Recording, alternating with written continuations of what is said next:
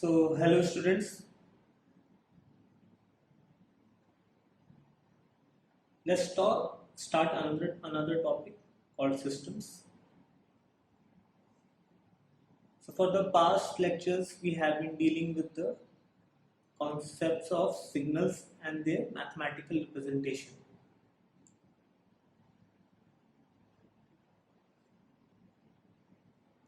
So, let's move on to the concept of systems. We will do a brief description, a brief mathematical description about systems and its properties.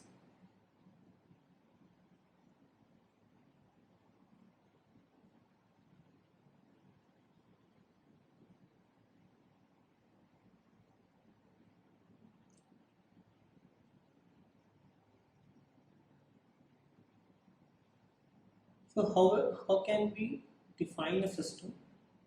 So, it is a process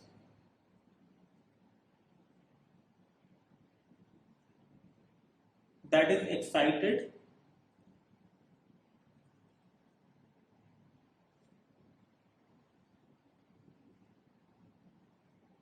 by a signal,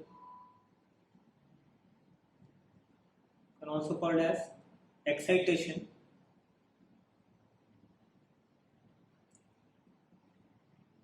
and response as output signal.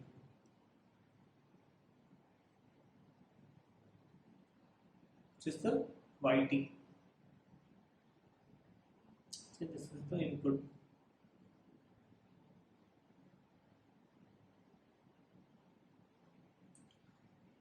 Now, system can be any physical system. It can be whether electrical system or mechanical system. System can be biological.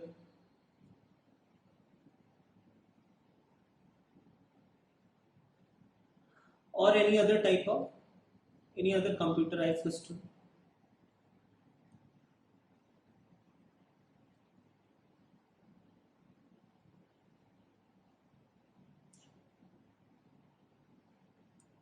Now, for the purpose of analysis, we do mathematical modeling of system.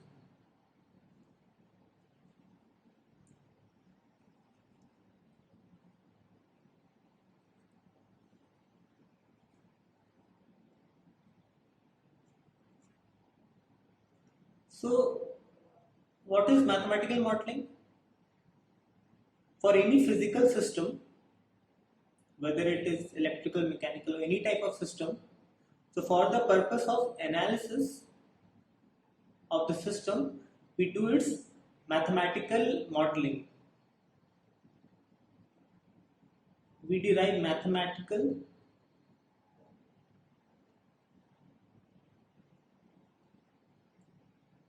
or let's say set of mathematical equations or approximations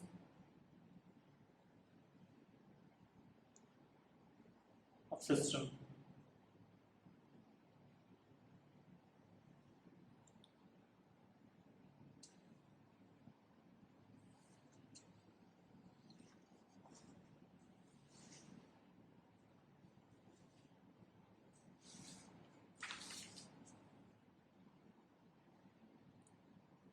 Let's take an example.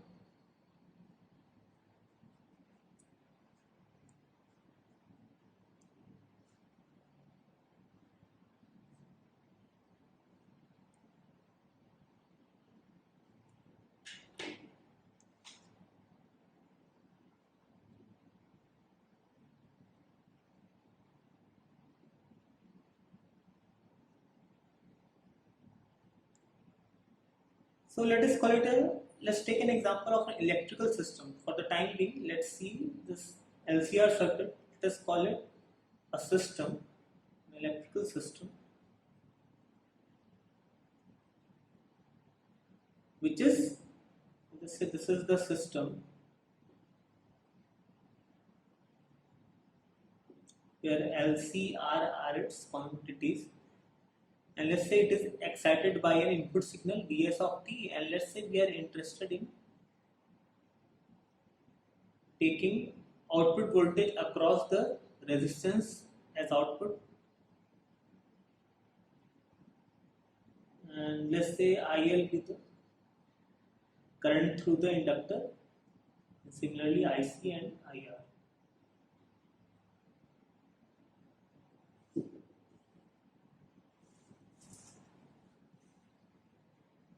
So let us try to do its mathematical modeling.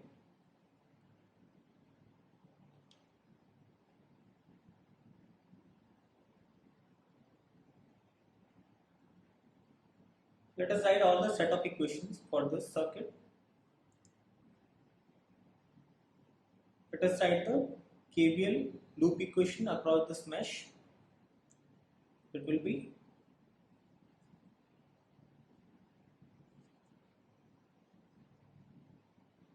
let's say the voltage across the capacitor is VC.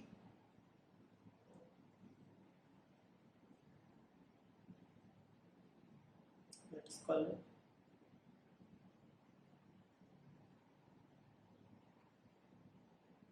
let us write all possible equations.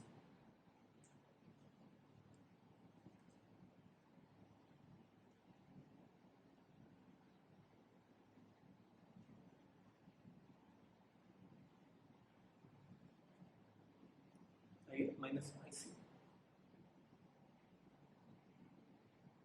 Now, for the sake of mathematical modeling, let us say IL equal to x1 and VC equals to x2. I will tell you why I have taken the current through the inductor as x1 and the voltage across the capacitor as x2. And let's write the dl by dt with another notation as x1 dot and dvc upon dt as x2.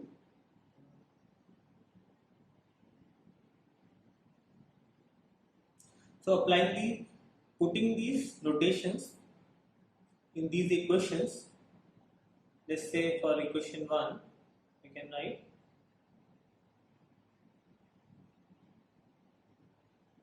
this is dl by dt, so x1 dot, and this L will go to the right side. We can write x1 dot equals to, and VC we have denoted as x2, then minus x2 by L plus Vs of t upon 1 by L. Let us call it as equation number 1. And second equation, if we take this equation, it is given as IR equals to IL minus of IC.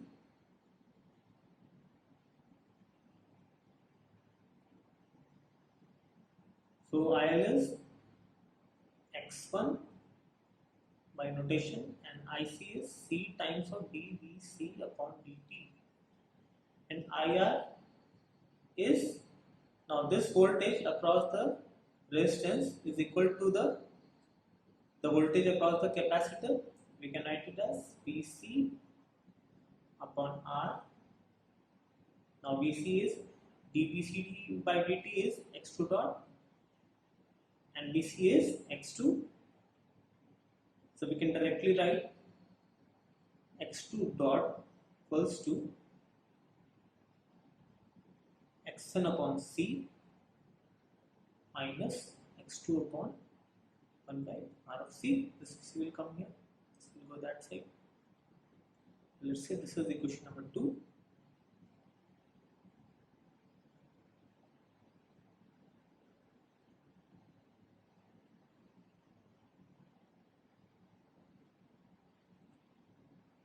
Let's take another notation YT, which is nothing but the output voltage. So let us call it as the output signal. for this electrical system where this is the input signal. Then yt will be given as, so yt is v naught of t, the output signal that we are interested in, and this is nothing but this output signal is equals to the voltage across the capacitor, which is Vc, and Vc is denoted by x2. So the third equation, let's write it here, equal to x2, equation number 3. So we have got 3 set of equations.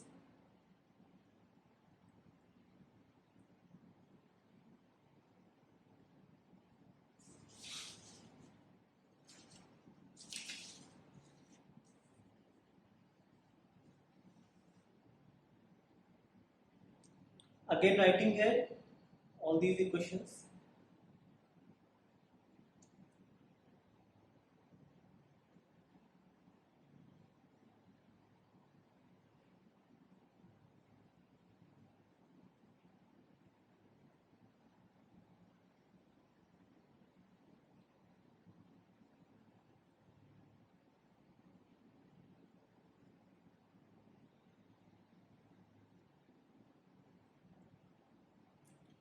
This is question number 1, question number 2, question number 3 for this.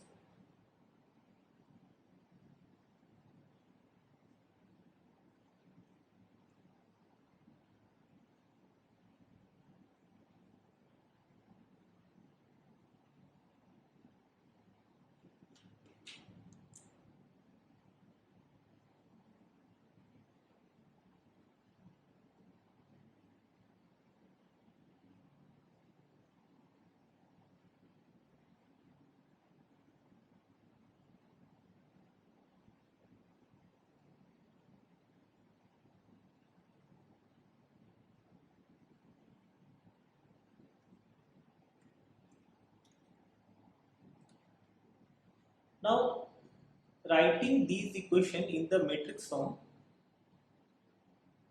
we can write it as x1, x2,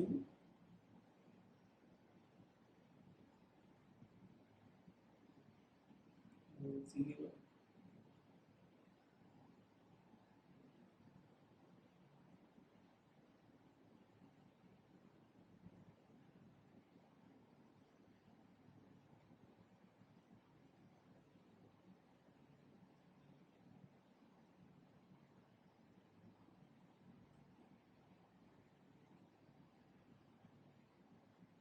See, since there is no quantity x1 here, that is why the coefficient of x1 is 0. And since for x2 there is no Vs of t, so its coefficient is 0 here. For y, it can be written as 0, 1, x1, x2. So this representation is called the mathematical modeling.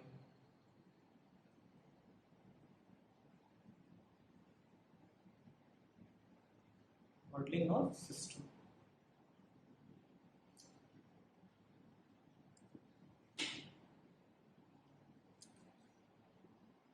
And these quantities x1 and x2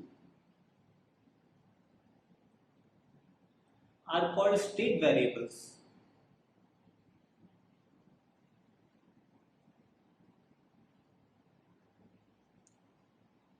Now see, for any change, or you can see for an input signal, that is the excitation for this system, it will cause change in the state variables, and this will cause change in the state variable, and it will eventually cause change in the output. So with the help of this equation, we can see how is the excitation, that is the input signal, is affecting the output.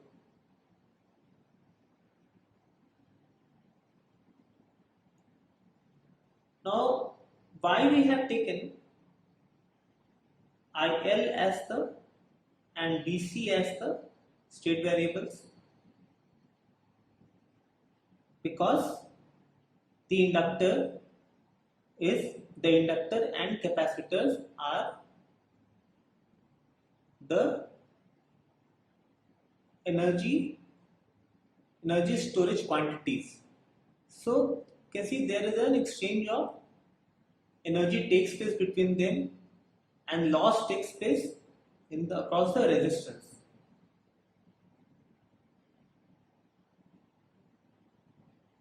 So for an input excitation, there will be a change in the energy stored in these inductor and capacitor. So that is why these quantities, the I and Bc, are taken as the state variables. So how can we define state variables?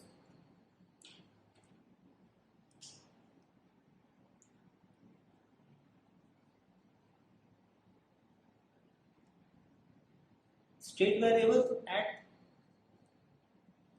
any time instant, let's say t, defines the state of the system.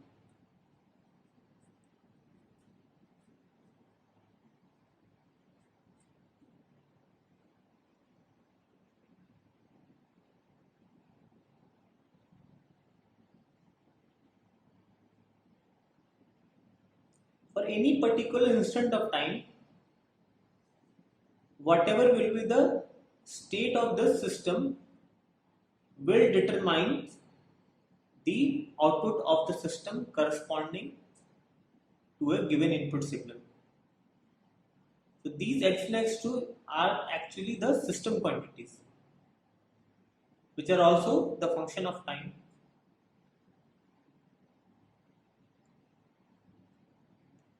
So this is how we can do the mathematical modeling of the system, whether it be electrical, mechanical, or any other system.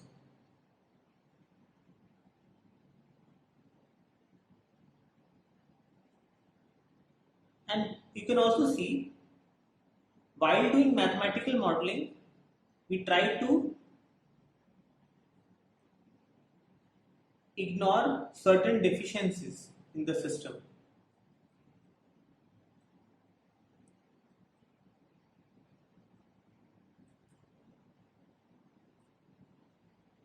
Because so much non-linearities are present in the system, we will see what is a linear system, what we call a linear system.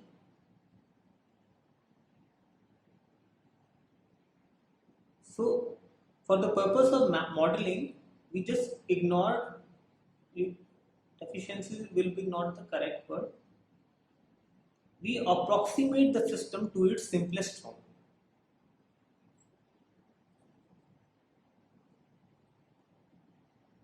And then only we can arrive to this modeling. This is also called a state space equation.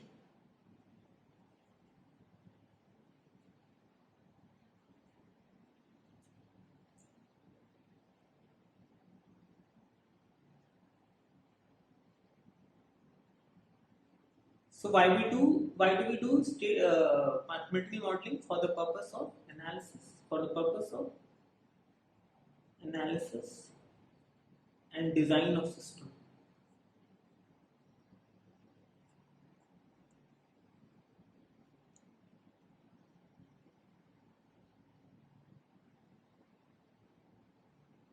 There is the whole control system devoted for the designing of system.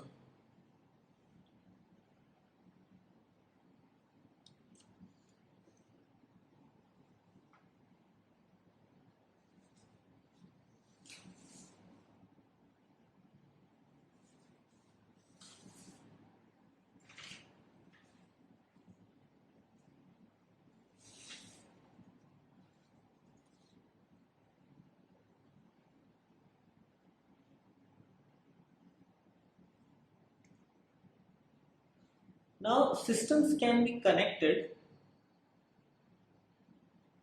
in various topologies. Let's say if for any system its output is fed directly as input to the another system, and the output is obtained from the second system, then such connection is called the cascade connection. Or there can be n number of systems, not just two. So for this cascade connection, the output of the previous system is fed as input to the next system, and finally the output is obtained from the last system, which is connected in cascade. So this is called the cascade connection. Similarly, we have the parallel connection. Same input is given to two other systems and their output is summed up to obtain parallel connection, and then we can have a mix of cascade and parallel connections. And then last but not the least, the feedback system. The whole control system concept is based on the feedback system. Suppose let's say we want to do speed control of motor.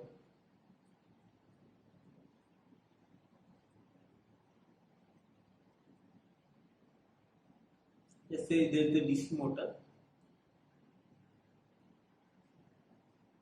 and let's say our motive is that we want 1500 rpm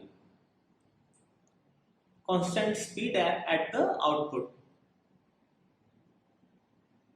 So what we do for this feedback system, the feedback system takes a reference value, which is the reference signal or the desired signal. Reference. And what we do, the output that we are getting, that is the speed, the actual speed that we are getting is fed back into the system with the help of a feedback system, which can be a measuring device or sensors.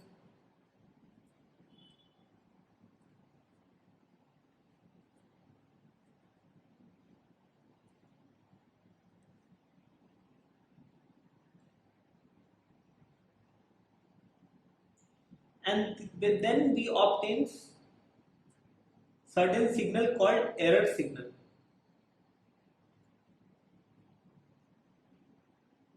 ET.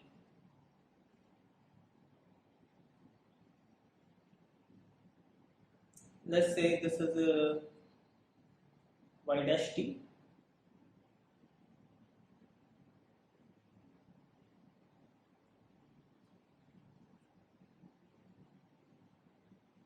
And what happens here?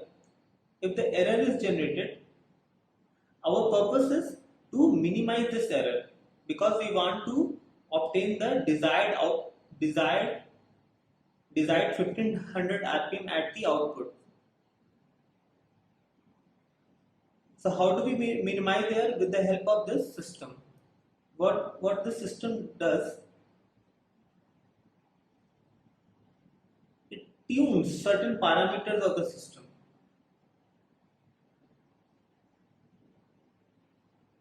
So that this error is minimized.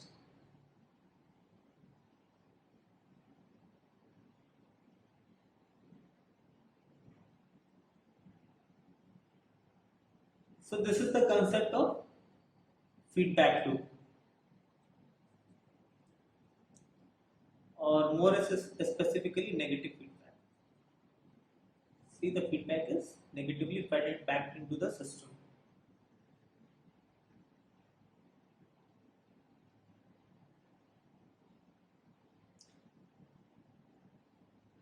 So these are the most basic interconnection of system.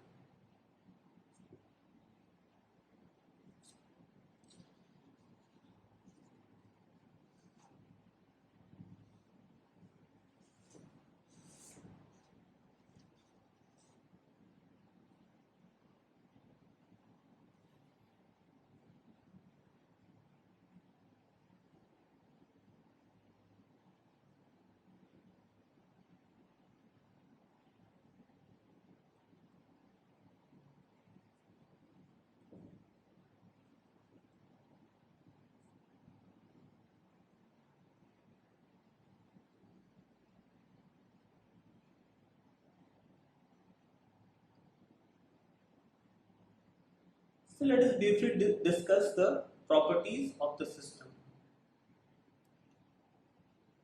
or we can say classify the system based on their properties.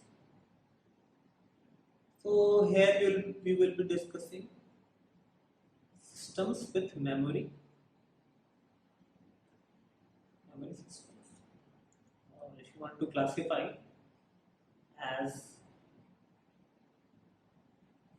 static, dynamic systems.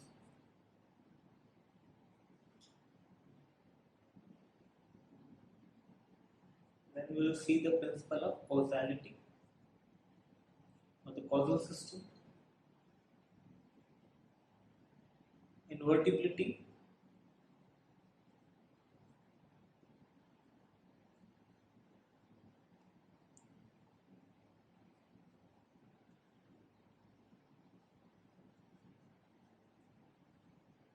time invariance,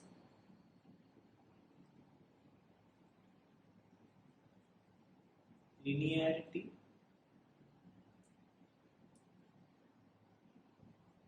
stability.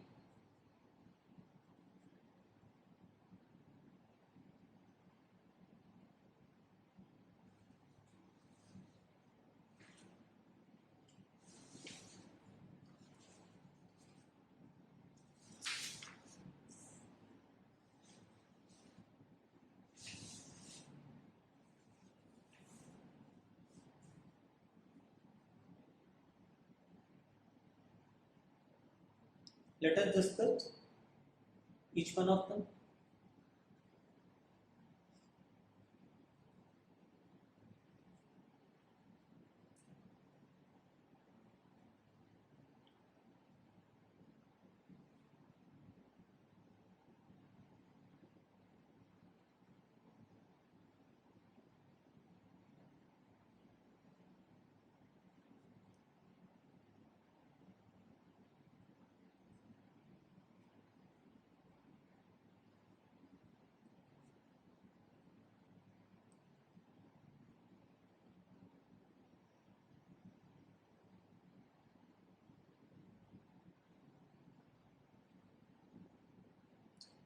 Suppose there is a system excited by the input signal x of t, and we obtain an output y of t. Now let's say y of t is a function of the present value of t as well as, let's say, some past value of t, let's say t minus 1, or let's say future value of t.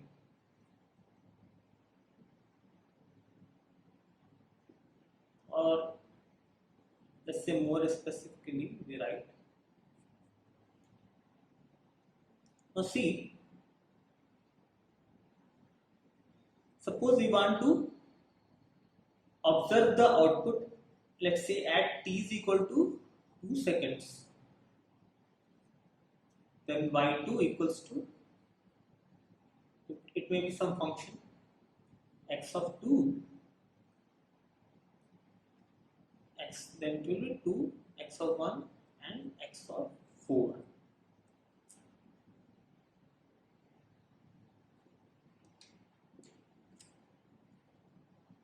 Now at t is equal to 2 seconds,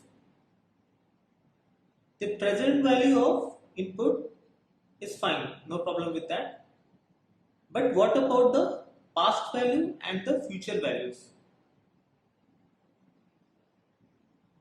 If y2, the output is a function of the past value and the past and future value of the input, then how it is possible that the present value of the output is a function of some past and future value of the input? This is only possible if x1 and x4, the past value and the future value is stored somewhere.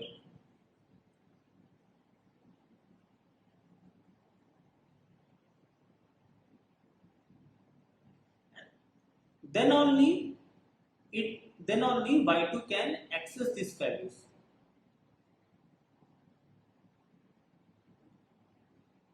So such system whose output depends on either present or future value or both, then such system is called a memory system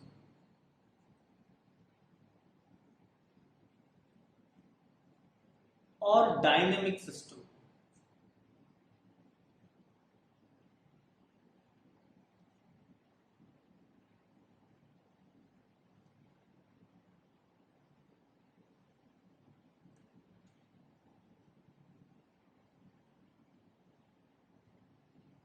When it will be called dynamic system? When the output is a function of present plus past or future values of input signal.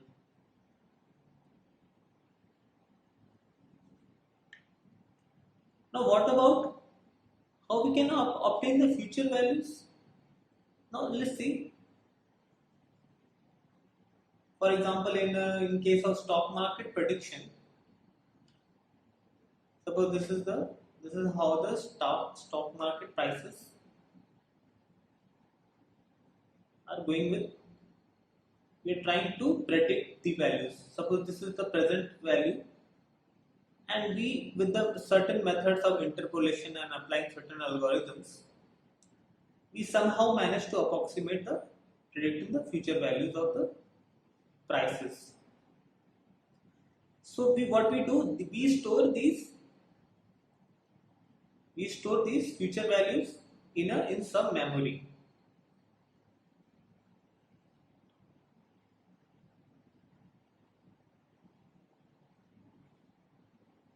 And these values is accessed by the system.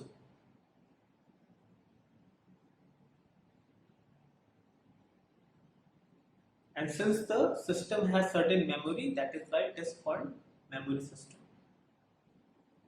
Otherwise, the system will be static. Static means this is 1, this is 2. The system will be called static if the output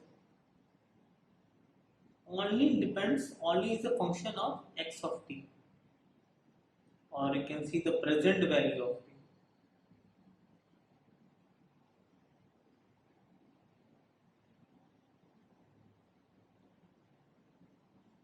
The present value of x t.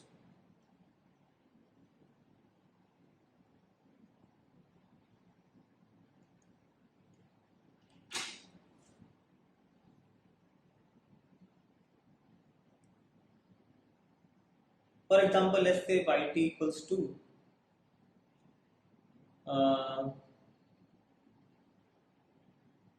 5x of t plus sine xt plus 2. Let's say xt minus 3. This is some output. This is the output of some system. You can see here the output of the system is dependent on the future value as well as the past value of the input signal. Then this system will be a memory system.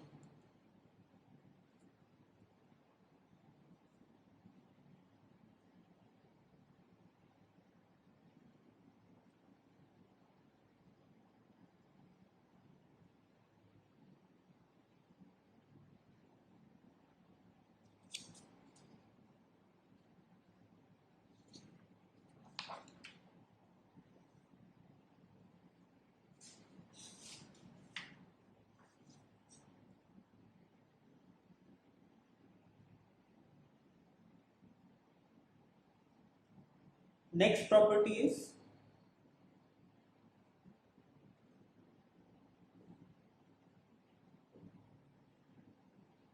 the property of causality.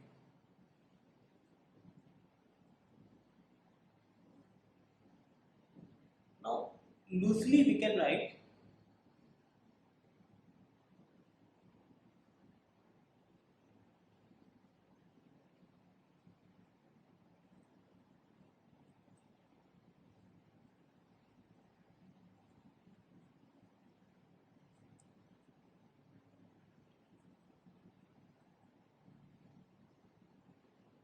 what is the principle of causality? Effect can occur only after the cause. What does that mean? Suppose a person is slapping the another person. So the other person can feel the pain only after he has been slapped. It cannot happen the another way, that he feels the pain before he has been slapped. That means the pain, that is the effect, can happen only here after he has been slapped. That effect can occur only after the cause. This is the principle of causality. The physical system, the observable system, or the physical signals, or the universe all around us is based on the, or you can say the that the universe that follows the classical mechanics concept, or or the universe based on the Newton's law of motion is causal in nature.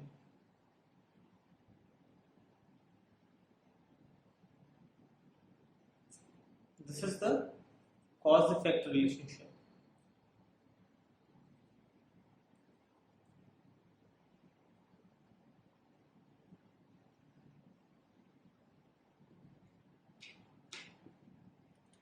Now, how we can relate this thing mathematically?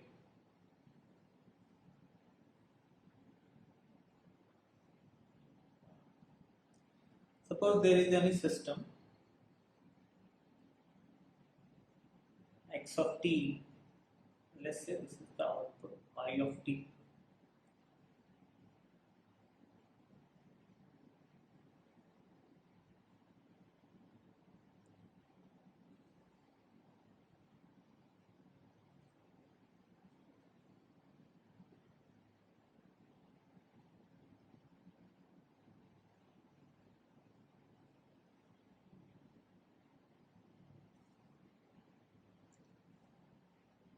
Let's say that this is the input signal which starts at t is equal to 0. Let us choose t is equal to 0 at the instant where the cause happens to occur. And suppose, let's say,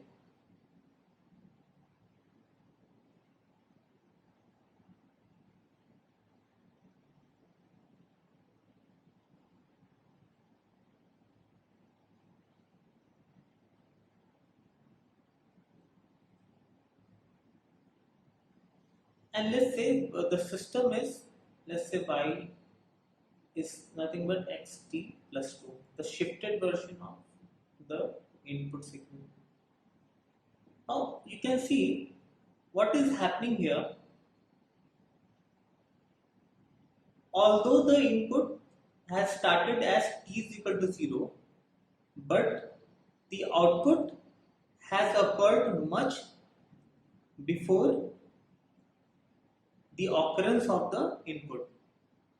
It has started well before, or it has occurred well before the input. It has occurred 2 seconds before the input has occurred, which is not possible for a causal system.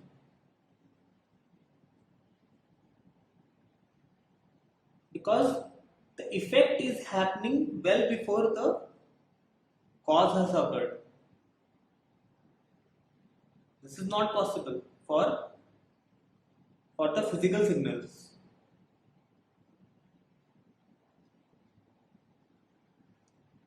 That is why this system can be termed that non-causal.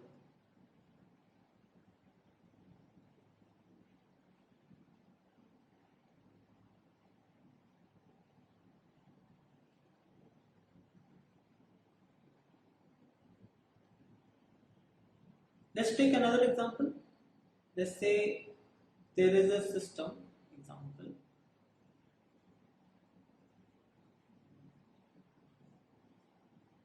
There is a system whose output is given, let's say, xt plus xt minus 1. So for the same input,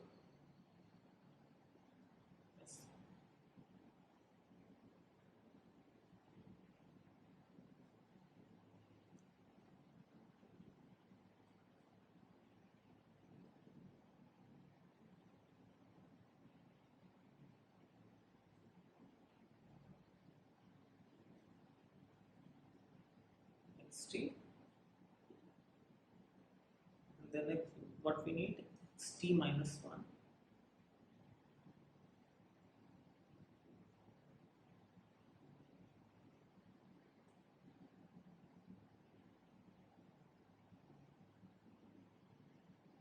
xt minus 1 means shifted by 1 second.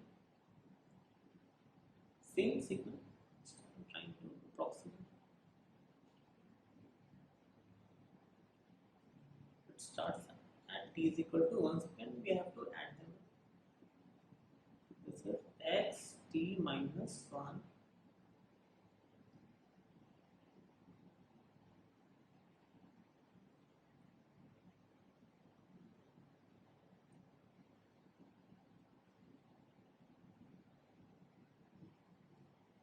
adding, we will obtain a yt.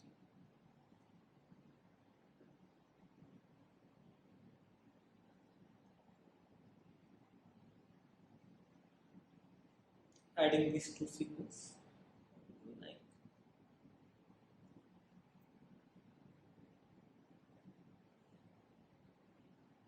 it will be somewhat like this.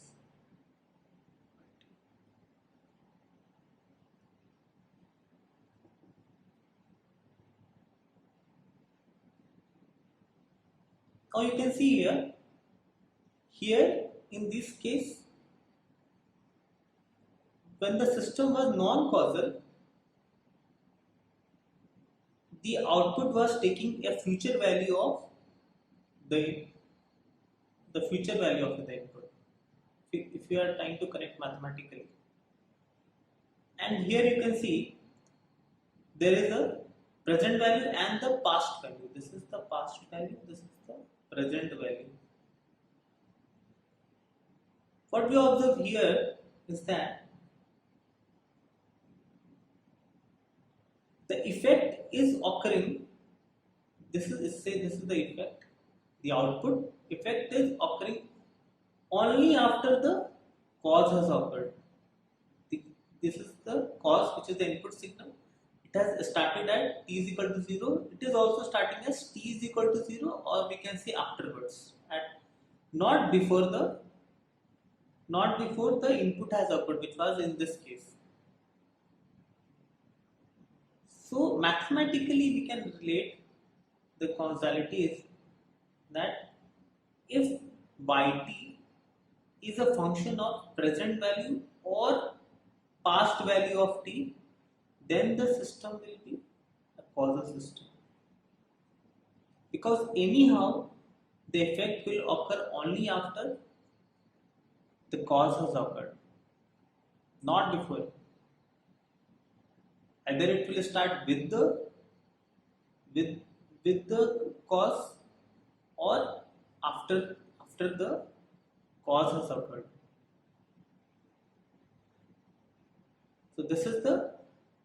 So it will be a non-causal system if it is a function of the future value of input, not just future value, and it will be causal if the output is a function of present value as well as the past value of the input. So this is the concept of causality.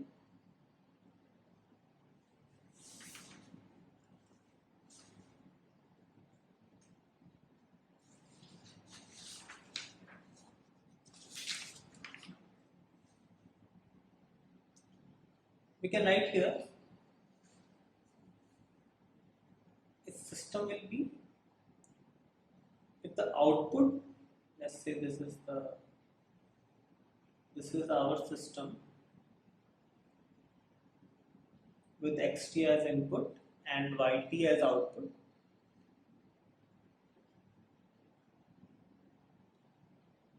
So if the yt is function of present plus past values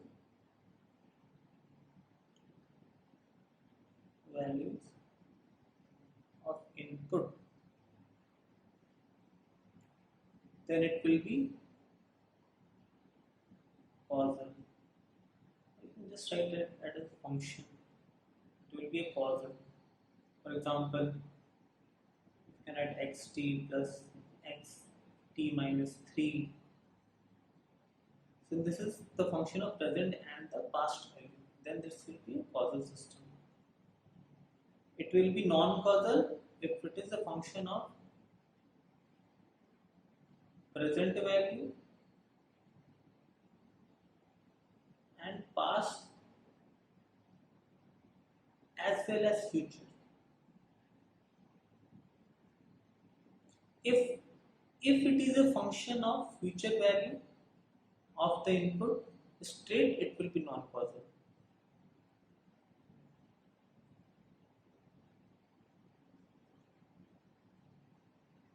And the third case, if it is a function of only the future value of input. Say if you write xt plus 4, it is dependent only on the future value of input, then it will be called anti-causal system, because the output is dependent only on the future value of input. That is why it is anti in nature. That is why anti-causal. Let's take example yt x 2 times of t.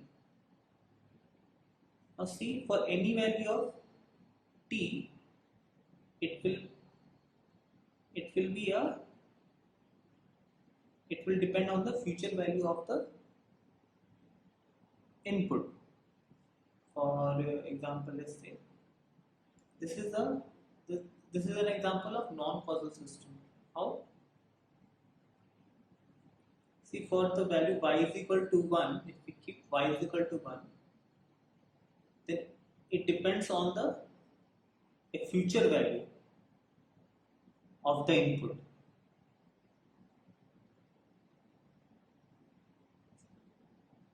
But if we say, let's say y is equal to minus 1,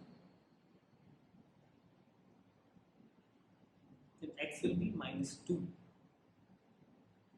Then in this case, it is depending on the past value of the system. So more or less, this is the choice, non-causal system.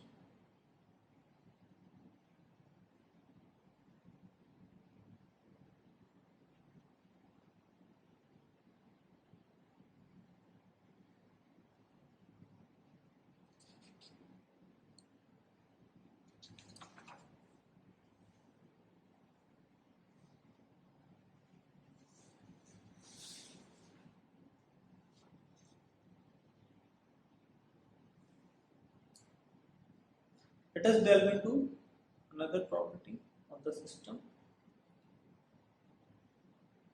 invertibility.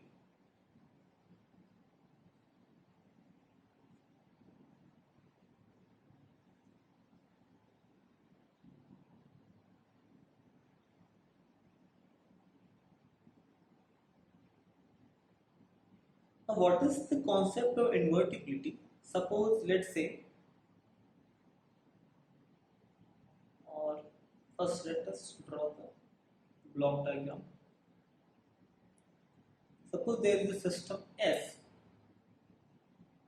excited by a input.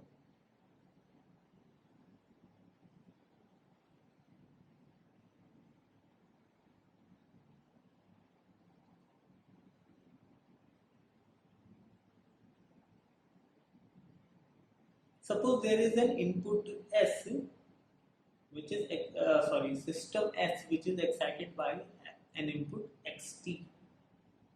Suppose there is another system which is, let's say, is called S inverse. For the time being, let us call it as S inverse. So suppose we put that system in cascade with the original system and we obtain the same input signal as output.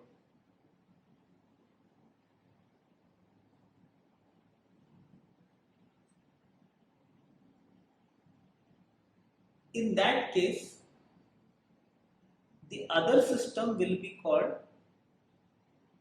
the inverse system. Inverse of which system? The inverse system of the S system. This system.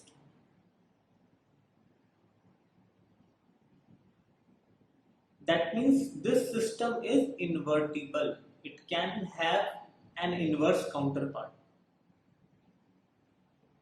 Then this system is inverse system,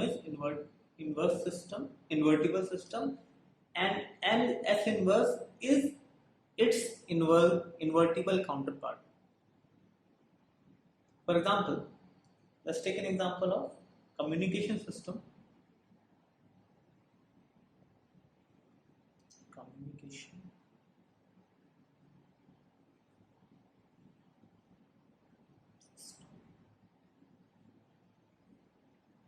Suppose we want to transfer a message signal from one point to another. So what we do, first we modulate the signal.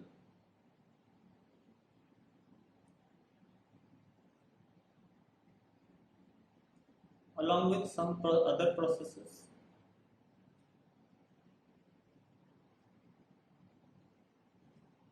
And then we transfer this system through some channel, which can be a wired channel or via electromagnetic wave.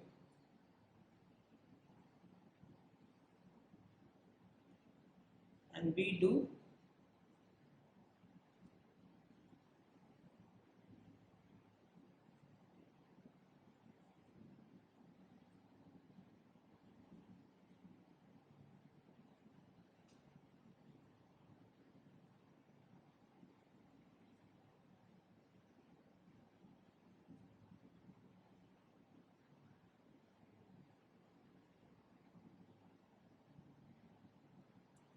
now see, our purpose is to transfer this message signal and obtain the same message signal at the receiving end in the same form, no distortion. Suppose this is the sending end and this is the receiving end.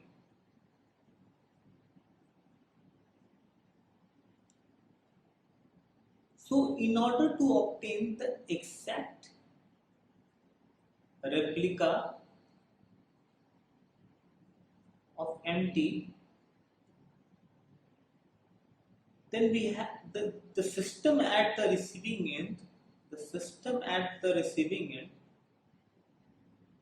must be an inverse system of the sending end.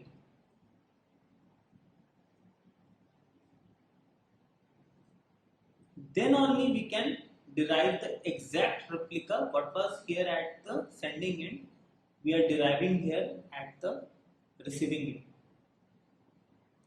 So if for this process we can design an invertible system, then this whole system is an invertible system, because we can design its inverse counterpart.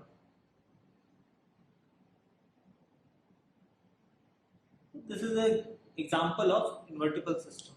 And why do we need the process of inversion?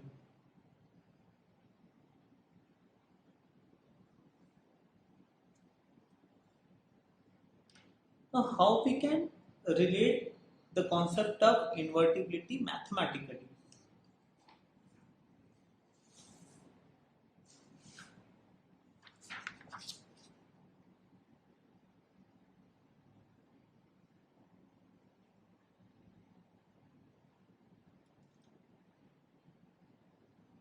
So from the mathematical concept of inverse functions,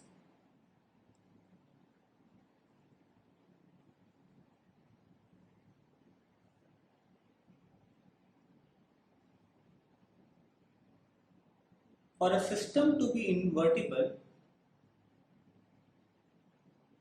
distinct inputs must give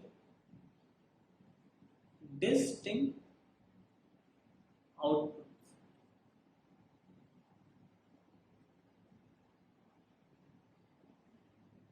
What does that mean? For a function to be inverse,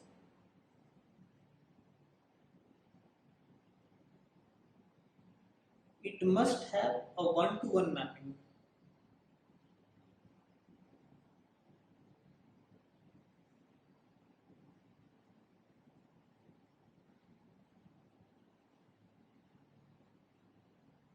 See, yt is a function of x of t. So this mapping must be a 1:1. That is, the distinct input must give distinct output. 1:1. Distinct input is giving a distinct output. If that is the case, then that system will be an invertible system.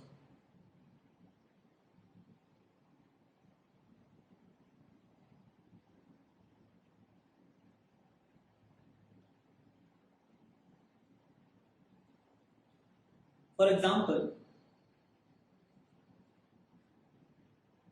let's say yt is equal to xt square.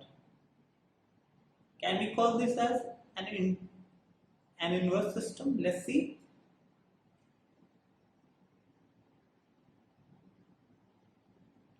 Suppose we plot the function of y here.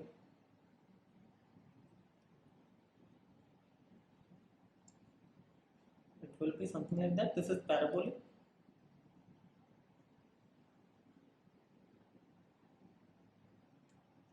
This is y of.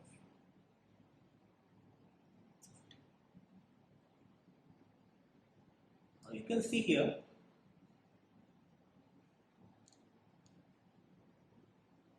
If we draw a parallel line parallel to x-axis,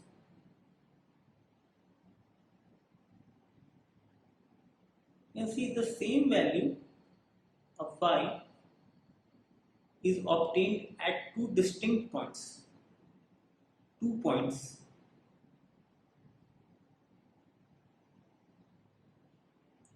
Let's say this is, let us call it a, this will be minus a.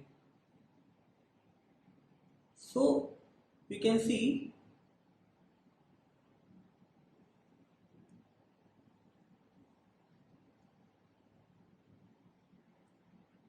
this will be a square minus a plus a. We can see 2 points at the inputs of the input signal is mapping one point of the output signal. Then also there will be another case too. So this is a kind of 2:1 mapping.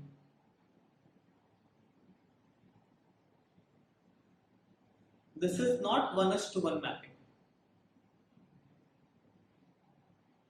That is why this system we cannot have its this system is not an inverse system.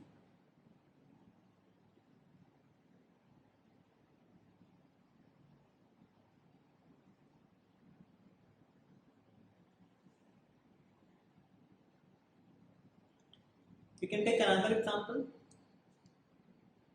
Let's say a full wave rectifier.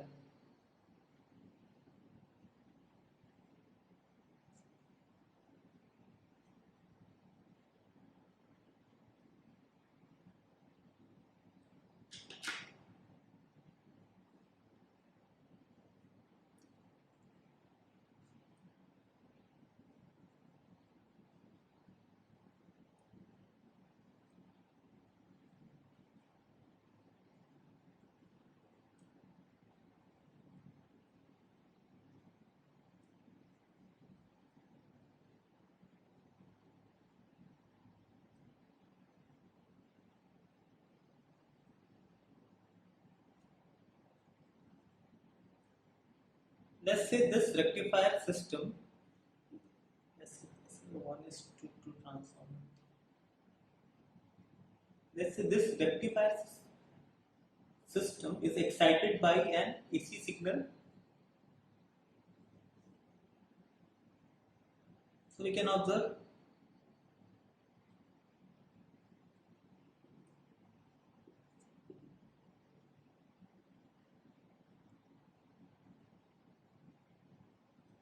since this is a full wave rectifier, then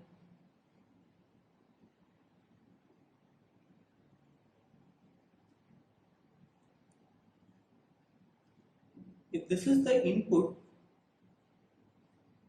this is the input signal,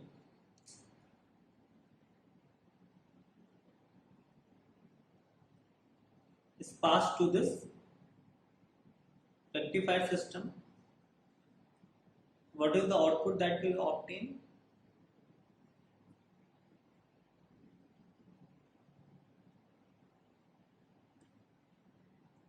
Is a full wave rectified signal.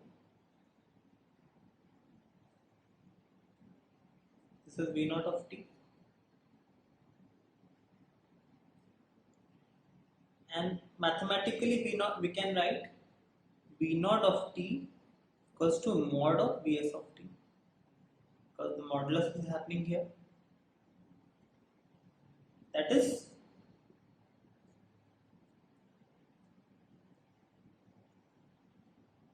now once again this is 2:1 mapping. Why?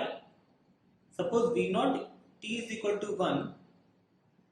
This can happen for two values of Vs of t. It can be the same we can obtain for +1 as well as -1, because there is a modulus here. So once again F to hour is not invertible.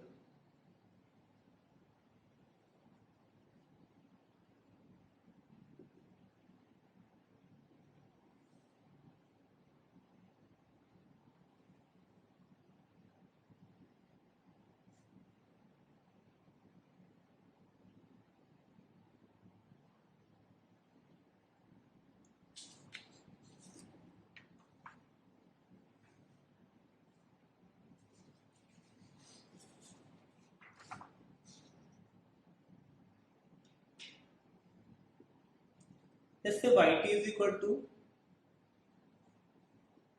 x time of 2 times of x of t. Is this invertible?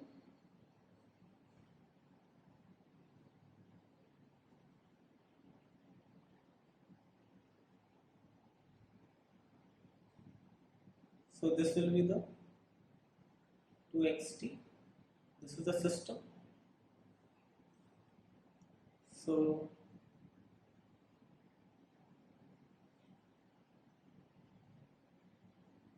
yt equals to 2 times of x of t. Then if we do design another system, we can obtain x of t. So this system is invertible. Let's take another example. Suppose yt is a sum function. Let's say it is yn in discrete form.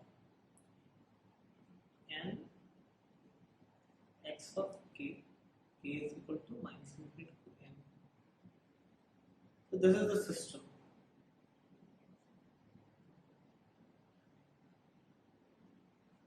Can we design its invertible system? Let's say Wn is the invertible system.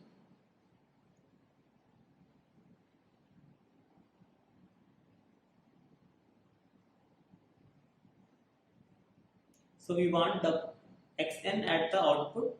What we will do?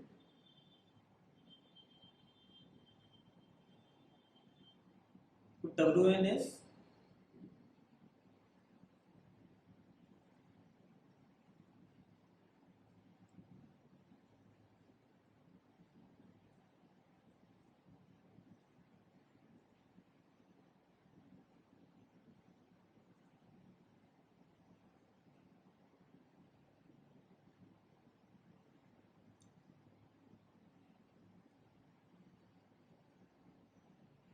so what will be the inverse system of Wn?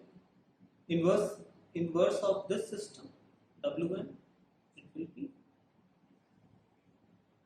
a system like this.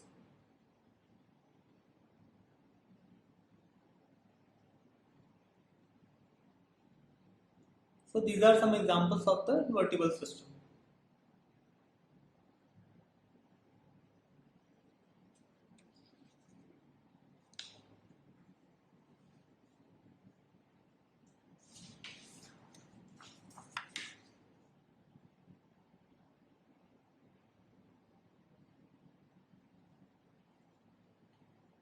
Next property is time invariance, very important.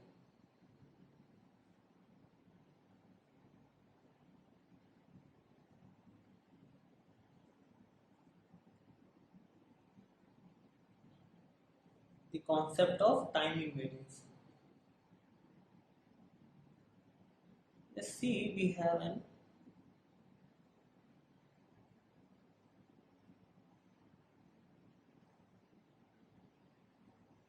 RC circuit which is excited by signal Vs of t, and let's say we are interested in obtaining the voltage across the capacitor, let's say V0 of t.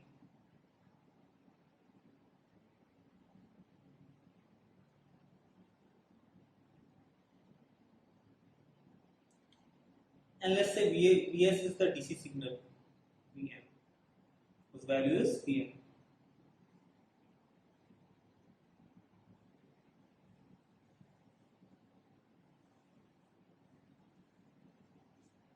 Then its output, and let's say for the time being R and C has a constant value, it is not changing.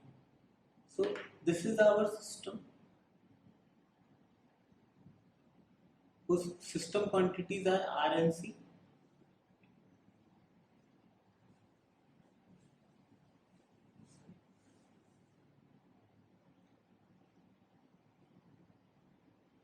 So the V0 output can be written mathematically as Vm into 1 minus, since let's say there is a switch at t is equal to 0, it starts charging, then its equation will be written as, there will be exponential charging minus t upon tau. The tau is equal to time constant RC.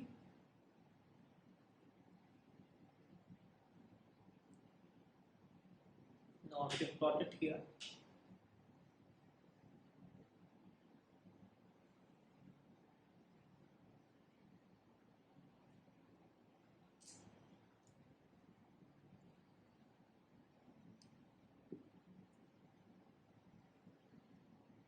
let's say this is the input signal, we have DC signal, and so we the output signal, it will start exponentially at t is equal to 0 only, it will start rising exponentially, and at some point of time it will reach to the steady state value.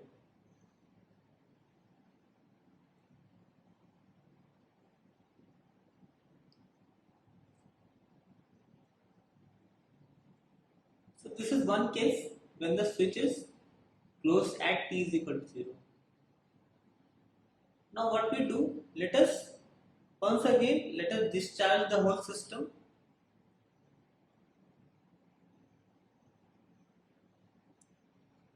And now let's say again we do the charging, but let's say at a delay of, let's say, 2 seconds, or in general like t naught seconds. We are interested in switching after a delay of t naught seconds.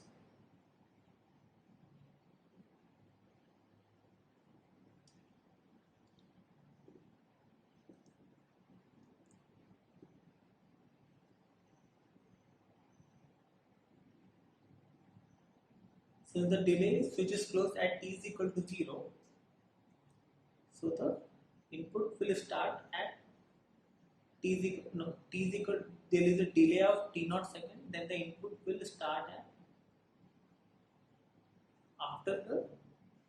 after t naught second has elapsed, and then again from here the capacitor will start charging, and the same curve will be traced here for constant value of R and C. These both curves are same. Here the output will not be, let's call it V naught. For a delay of t naught, the output will be Vm 1 minus e to the power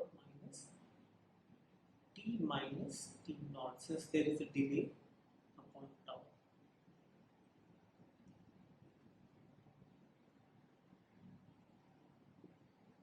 So you can see for constant value of the system RC, if there is a delay in the input,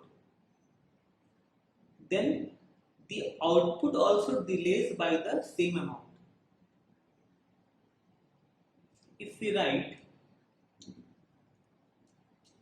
let's say, let us call the input signal of as x of t and the output signal as y of t, and write it in a systematic form.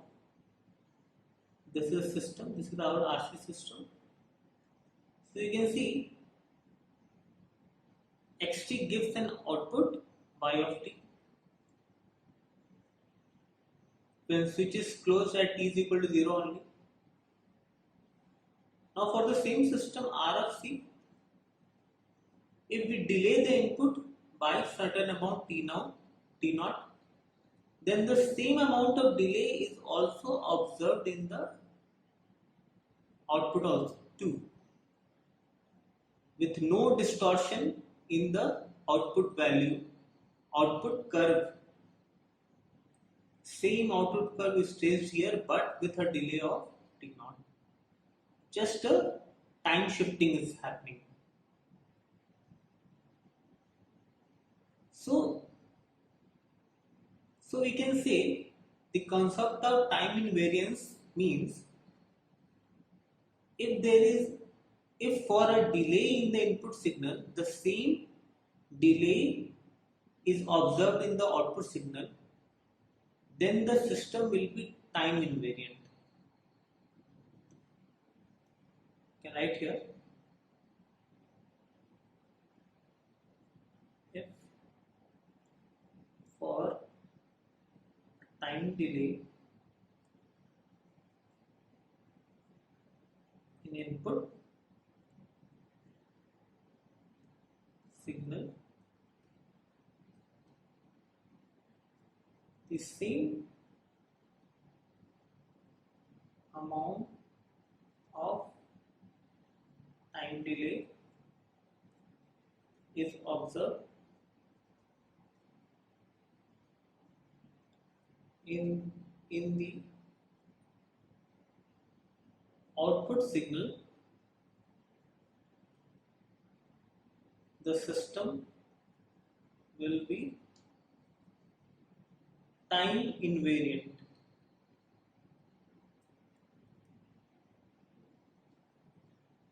So this is the concept of time invariant. Loosely speaking, suppose today you are using this circuit, you are obtaining this certain output tracing the curve, same input, same output. But suppose tomorrow you are using the same circuit, just in the same form, with same value of R and C discharged, then you will obtain the same trace of the output, same curve, same everything same, but only with a delay.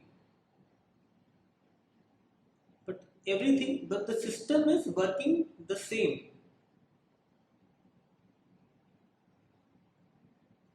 That is why the system is time invariant. The system is only delaying, but the behavior of the system is the same. Whether you are using the system now or after 5 minutes later, as long as the R and C are constant, the system behavior will always be the same. That is why the system will be time invariant.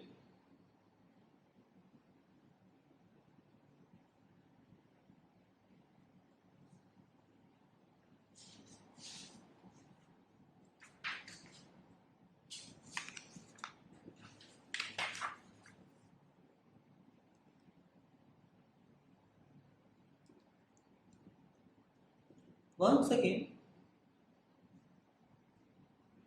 just observe the same system only.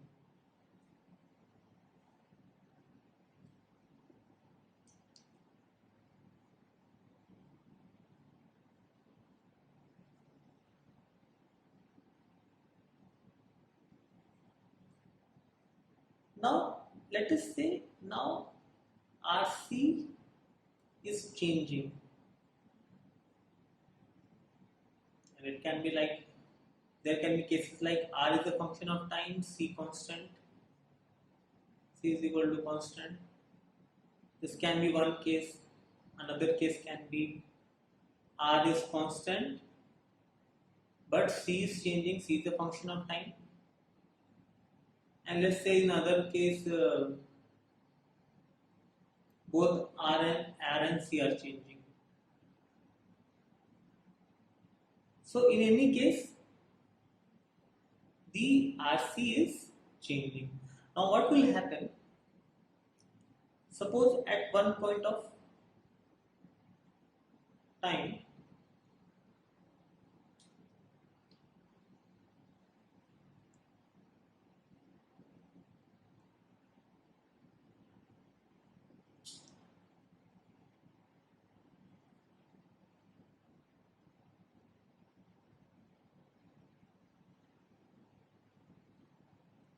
now since R and C, the value of R and C are changing, then in that case, if in the previous case R and C was unchanged, so we are getting the same trace. But can we get the same trace when R and C is changing? No. Because since the value of R and C is changing with respect to time, suppose at some value of R and C, this was the curve. This was our tracing. Let's say some value R0 and C0. But suppose let's say some value R1, C1 which is greater than R0 and C0. Then for different value of R1, C1, let's say it is greater than, then its rise time is greater, then it will take more time. to rise to get into the, this is the R1 C1. Similarly for some other values, R2 C2. So you can see the output characteristic of the system is changing. If the system is changing with respect to time, that means the system is, since the system values is changing, varying with time, the characteristic of the system is changing. You can write the characteristic of system is varying with time.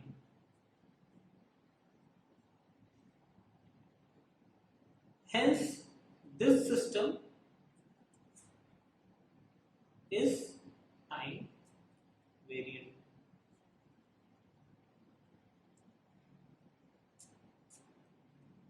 The system is a time variant system.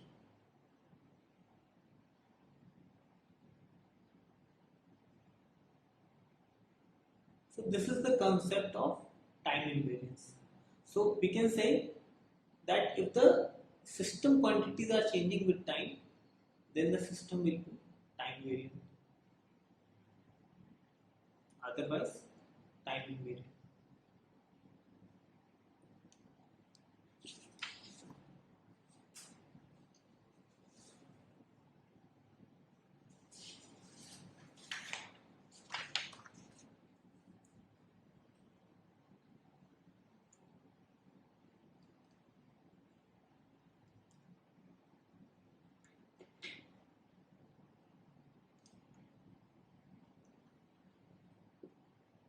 Now, how we can test whether a system is time invariant? Test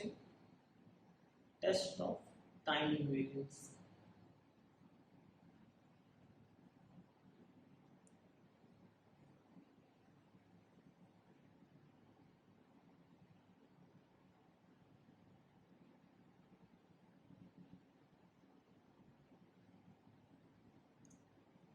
Suppose there is a system. Suppose we have applied an input x1t to a system and obtain an output y1t, and let us delay the system by, let's say, t0 seconds. Then we will get a delay in the output by t0 seconds. Now suppose let us apply the delay well before applying to the system. That is, in this case we applied the delay after the input was applied to the system. Now here we applied the delay before the input is applied to the system. So let's say after delay we obtain another signal x2 of t, which is the delayed version of x1. And now this input x2 is applied to the system. This is the x2 t is being applied to the system. Then let's say we obtain the output y2t. Now now the system will be time invariant, or you can say time invariant, if y2t equals to y1t minus t0. We'll see an example. In that case, the system is time invariant. Otherwise, the system will be time variant. Let's take an example.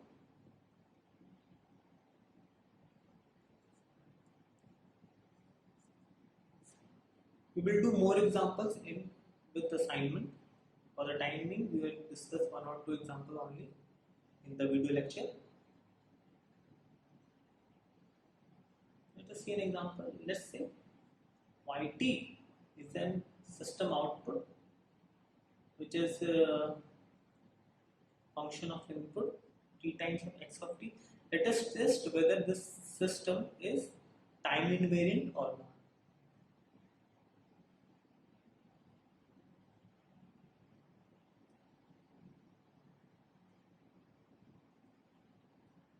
Now we will go to both process 1 and process 2. Process 2. Now for process 1, x1t is applied to the system,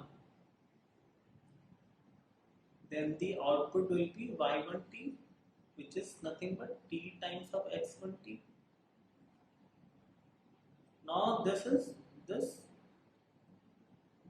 output is delayed by some t naught second, then the output will be,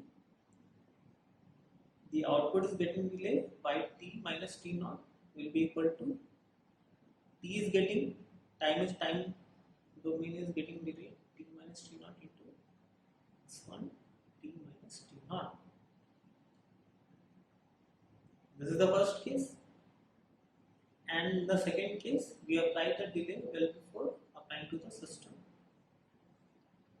T naught, then we will get another x2 t, which is x1 t minus t naught, and we will apply this to the system.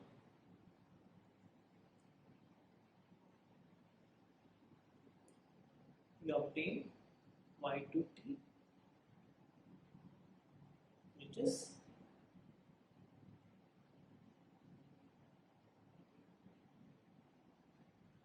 t times of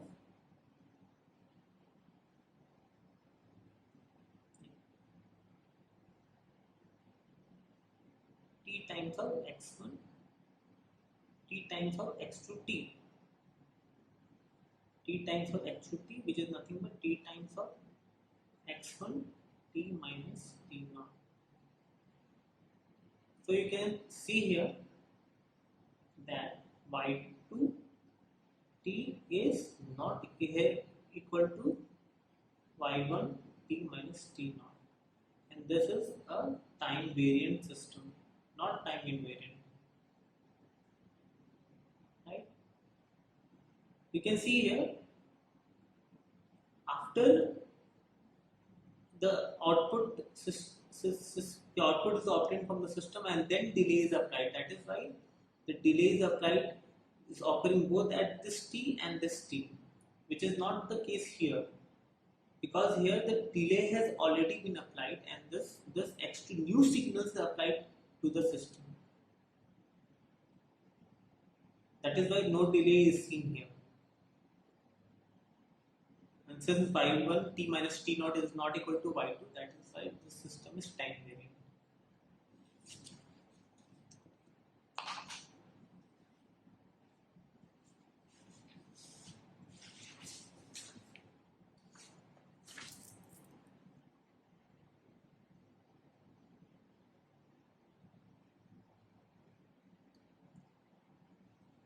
Let's take another example.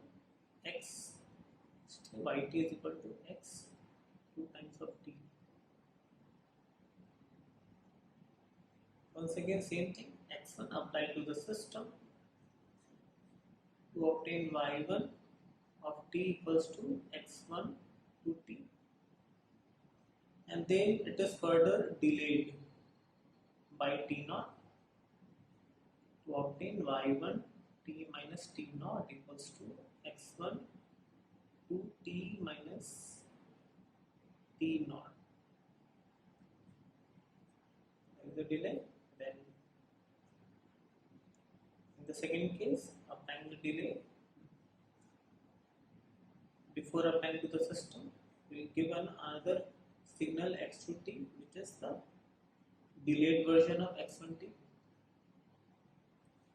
and it is then being applied to the system.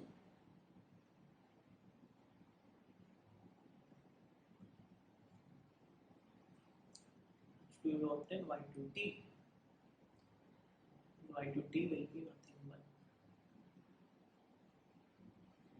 x2 to t, and x2 to t is x1 to t minus t. Here the system is doing that, it is scaling the time domain. So already we have got a delayed version. Just what is happening, the time domain, the time is being scaled here, but here the delay was applied after the output was obtained. So in this case also you can see y to t is not equal to y1 to t minus t0.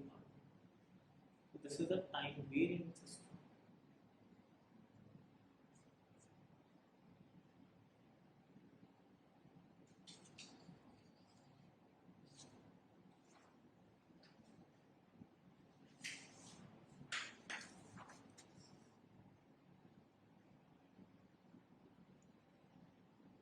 So next, property stability.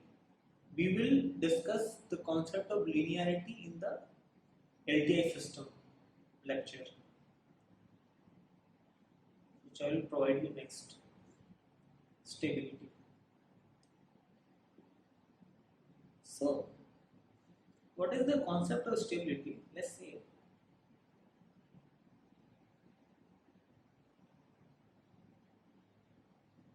this is a spherical bowl.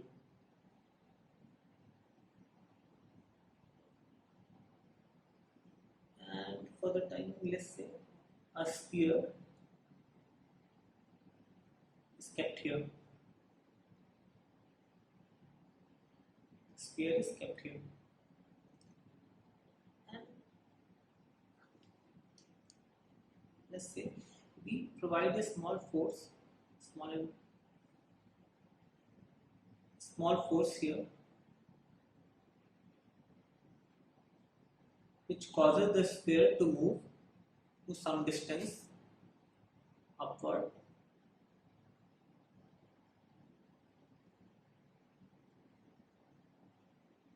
Let's say horizontally it has moved to a distance plus a. Let's say this is frictionless. Since this is frictionless, what will happen? Now it has gained potential energy when it arrives here. Then this potential energy will be converted to kinetic energy, and it will travel and come to a point symmetrically at a distance minus of a, and it will keep oscillating from plus a to minus of a because there is no friction. So if we plot this mathematically,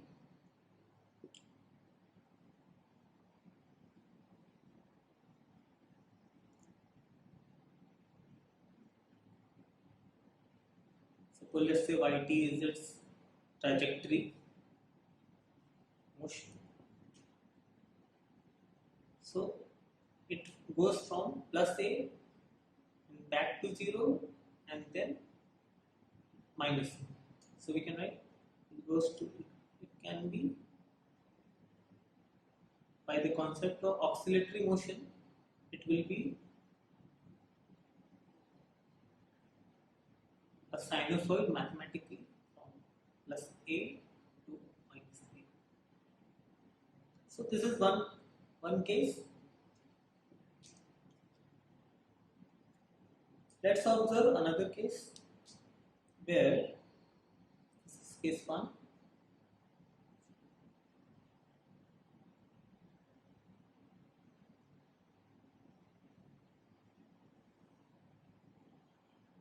In another case, let's say once again, let's say this is the initial position, right, of the sphere ball. Now let's say there is some friction, enough friction here. What will happen? Suppose some force is applied here. It will cause the, let's say,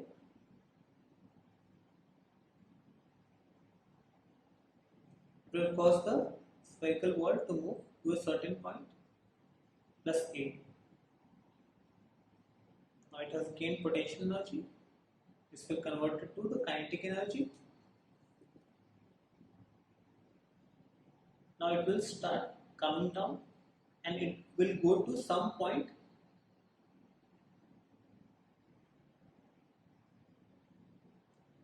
Let's say some point B. Because of the friction, it will not cover the total A distance horizontally, and it will keep on. By the time it comes here, its trajectory will keep damping out due to the friction. We want to plot its trajectory here. So it is not using here. Then it will come at some point here, which will be less than A because of friction, and at some point it will reach to the initial point at some point of time. So it can be plotted like this.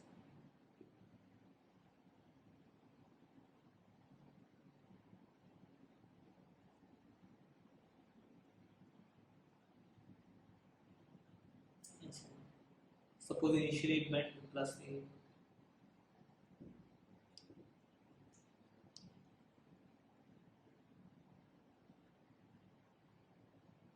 Is equal to y1t, y2t. Just let this axis be y axis. And this is B, and it will further decay. You can see it is trying to reach the, let's say this is the origin, this is the origin, this is the origin point. It is trying to reach the origin point. Its trajectory is decaying.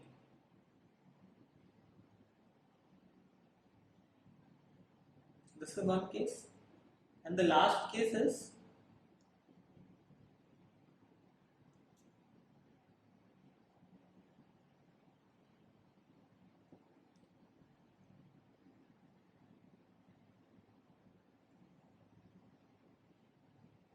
an inverted case. Suppose now for this inverted spherical ball, this ball is kept here. This is the initial point. Now if we apply a small amount of force here, let's say it is frictionless, or there may be friction, doesn't matter. Now what will happen if you apply a small force here? It will directly move in this direction, and at some point it will reach here. So what we see, it will never come back, as in these cases. It will never, its trajectory will keep on increasing like this.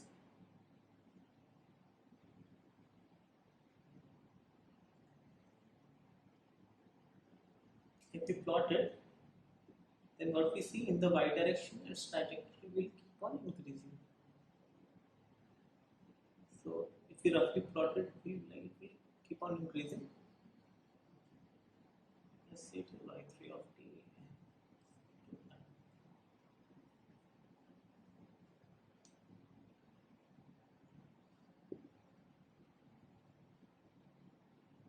So if the system has this type of output, which is converging nature,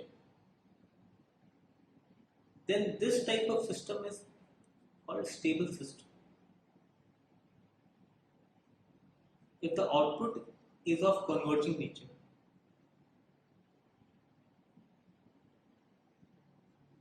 And for this oscillatory nature, the system is called marginally stable system.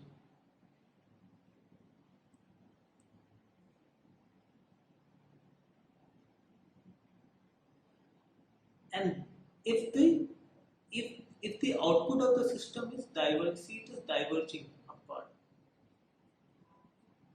Since this is the diverging output, then if any system whose output is for a particular input, if its output is, now you can see our input was the applied force, and we had applied a small amount of force. Small force, or you can see a bound small force x of t. So for a small force, you can see the output is diverging nature. Then we can call it as a unstable system. If the output is diverging, the output curve is diverging, unstable system. So all in all, you can say if the output is converging nature, then the system is called as stable. And if it is oscillating throughout its time domain, then it is a marginally stable system. And if it is diverging, the output is diverging, then it is an unstable system.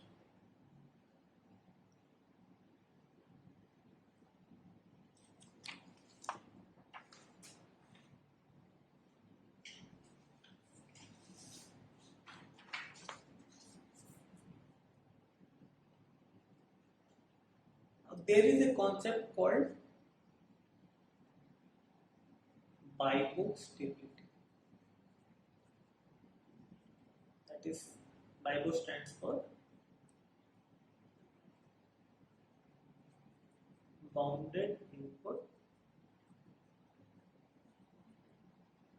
bounded output. What does that mean?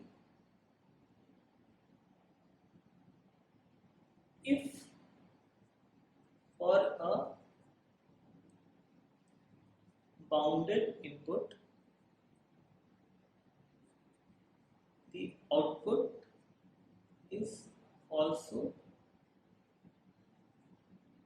of bounded nature,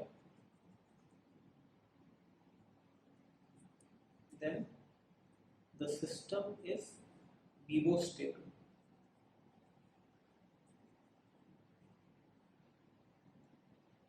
So let's say if this is the system,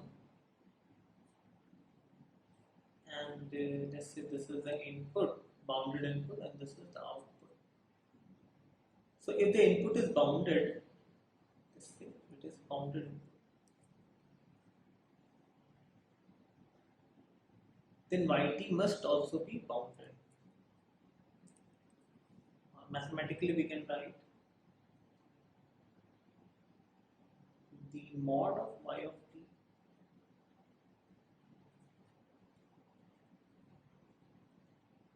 if we find its area, it must be finite. The area bounded, the area under the yt curve must be finite.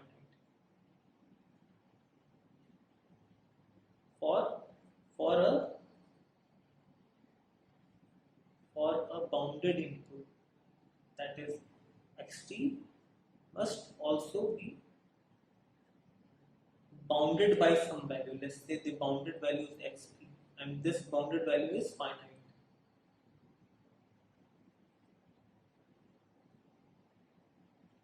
For all time domain, the whole time domain. So this is the concept of bipostability.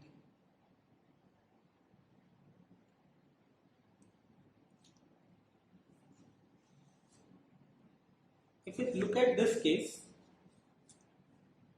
if this system is continuously for the whole time domain, it is oscillating, then if we find its integration, you will get an infinite value. If you integrate this sinusoid, all its area, the mod of the area, then you will get, it will not finite, it will be infinite. Its integration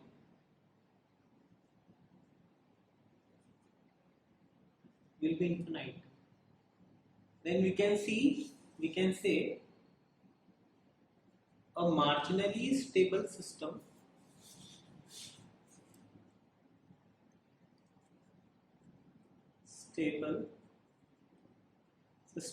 is bipo unstable.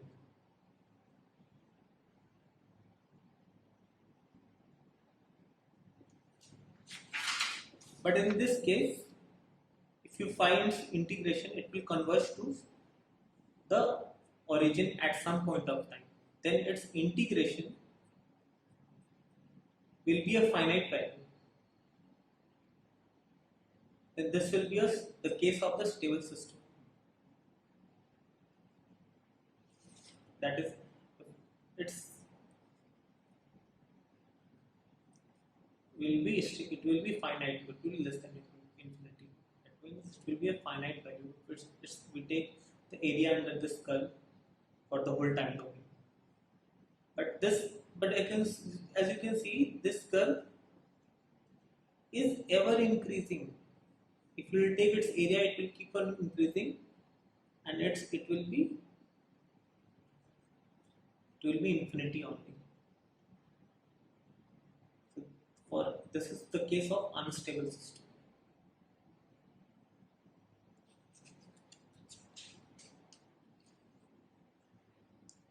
So we will continue our discussion of this. We will continue our discussion of the system in the next lecture. Thank you.